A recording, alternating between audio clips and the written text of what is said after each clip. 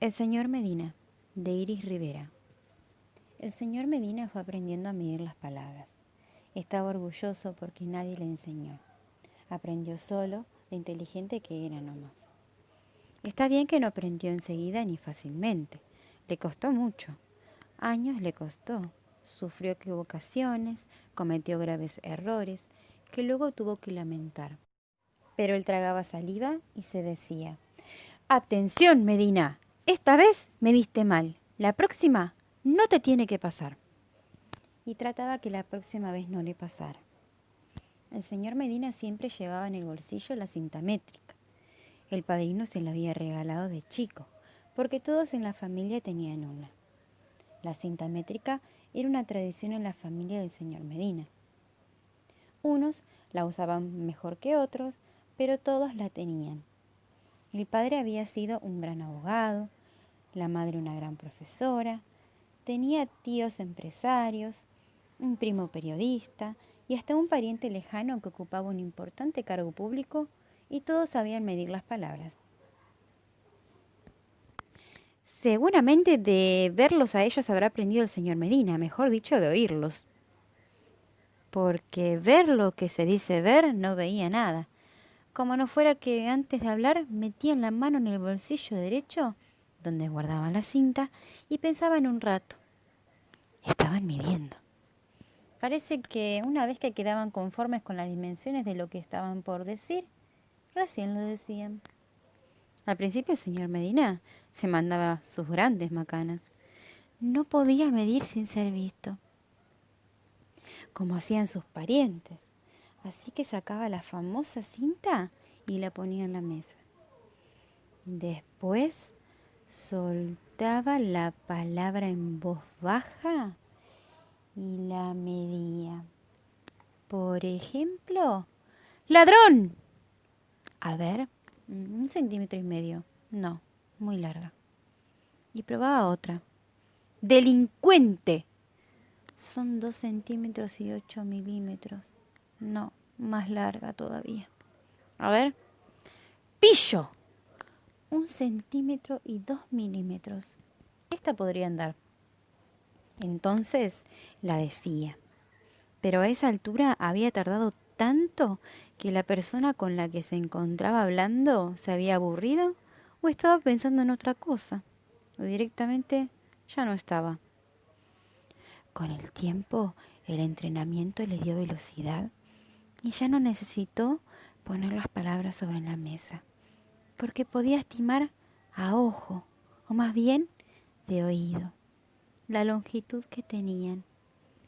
Fue entonces cuando le regalaron la balancita. ¡Pobre señor Medina!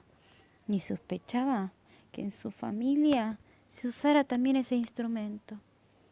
La verdad es que los Medina se iban perfeccionando. Ahora, además de medir las palabras, también las pesaban. Y el señor Medina tuvo que aprender. Veamos. Inservible. No, pesa como 800 gramos, no va. Otra. Inútil. Qué raro. Mide menos, pero pesa igual. Esta tampoco va. Otra. Torpe. Esta es más liviana. 470 gramos. Pero igual es casi medio kilo. Busquemos otra. Distraído. Ah, esta pesa apenas 100 gramos. No está mal. Entonces el señor Medina la usaba. Y el inservible que tenía delante se iba contento pensando que no era un inútil sin remedio, sino apenas un simpático distraído. Y el señor Medina también se iba contento, porque todos opinaban bien de él. Lo tenían por un tipo comprensivo, que sabía tratar con cortesía a las personas. Muchos los admiraban por su calma, su prudencia y su amabilidad. Claro, nadie sabía lo de la cinta y la balanza. Una en el bolsillo derecho, la otra en el izquierdo. Y el señor Medina, que ya no necesitaba sacarlas, hablaba con la gente con las manos en los bolsillos. siempre midiendo y pesando, y ganándose el respeto y la simpatía de todos. Siempre tomando en cuenta el peso y la medida, cambiaba Aragán por desganado, decía desagradable en lugar de asqueroso, y desprolijidad en vez de mugre. Había palabras largas y livianas que siempre eran preferibles a otras que, aunque fueran cortas, eran demasiado pesadas.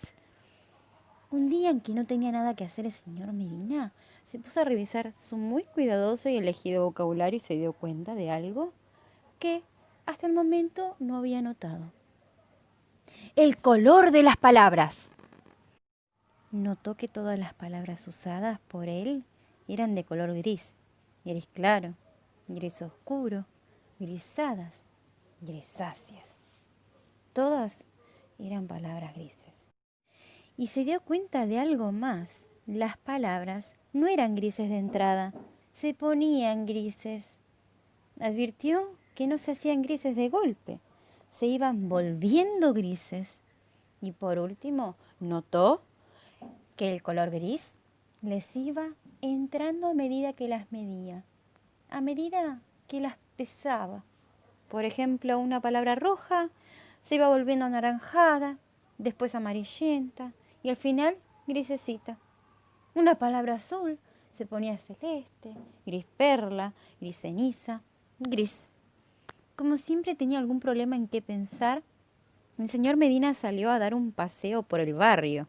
Como iba distraído con sus pensamientos, puso un pie en la calle justo cuando el semáforo cambiaba a rojo y un camionero le gritó una palabra larga, pesada y del mismo color que la luz del semáforo.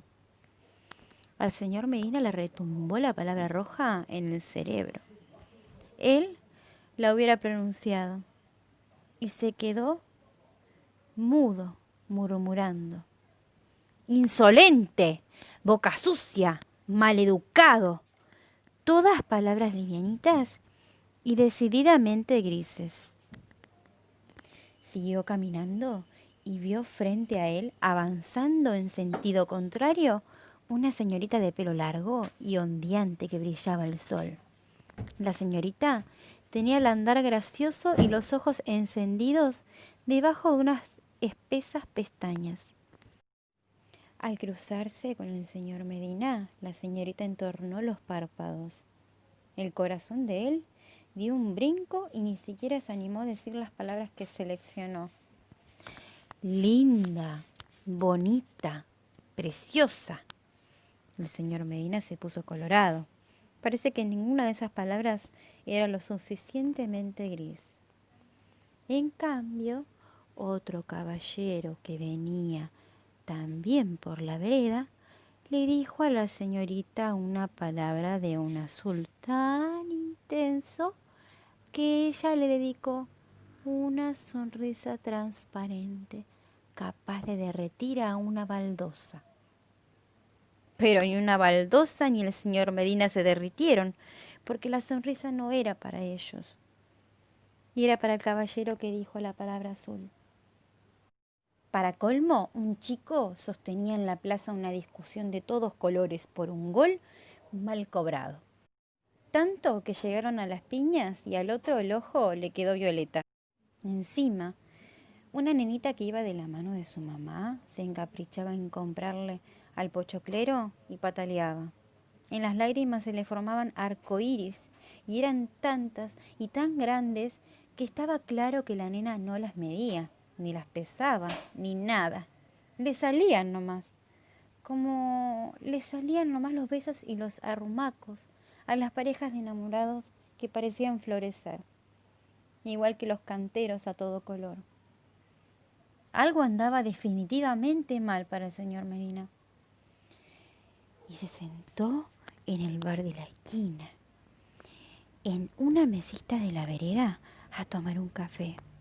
Mientras esperaba al mozo se puso a escuchar con atención a la gente que pasaba. Unos hablaron en verde, en lila, en amarillos. Otros charlaban en anaranjado, en azul Francia, en rosa. Los únicos que conversaban en gris eran los que caminaban con las manos en los bolsillos. Y entonces el señor Medina sospechó que era lo que guardaban en ellos.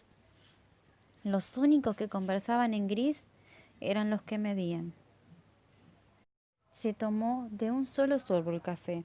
Del bolsillo derecho sacó la cinta métrica, del bolsillo izquierdo sacó la balancita, las puso sobre la mesa y se las dejó al mozo como propina. Se levantó y con un paso decidido se encaminó a la plaza más cercana. Allí encontró en el medio la estatua ecuestre de vaya a saber quién. Se trepó al monumento lo más alto que pudo y se puso a gritar con todo el alma un montón de palabras de colores brillantes. Eran palabras largas, medianas y cortitas, pesadas y livianas. El señor Medina ya no tenía con qué medirlas ni con qué pesarlas. Así que las gritaba, sin tener idea de su peso y su longitud. Y por eso las palabras le salían de todos colores, vivoreaban en el aire con destellos fosforescentes, a la manera de serpentinas locas, y algunas hasta tenían chispitas como de fuegos de artificio. Eso sí, ninguna era gris. La gente se empezó a juntar para ver y oír el espectáculo. La gente se reía, hasta vaya a saber quién. El de la estatua ecuestre se reía y no paraba. No era para menos. Aquella era una lista interminable de infinitas palabras desmedidas.